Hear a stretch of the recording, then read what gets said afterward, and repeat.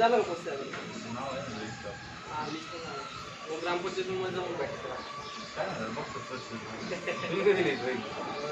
भावनी पाठवली ना ग्रुपला भरपूर आहे 61,000 25,000 30,000 पत्र उडवले होते का नशीब आले ते काय करतोय तू सायकल होती ना हा सायकल कोणाची सायकल आहे हा पाण्यात काय टाकले फेस माझं शॅम्पू हा कोणता शॅम्पू टाकलाय सनफेस बेबी कोणता सनफेस बेबी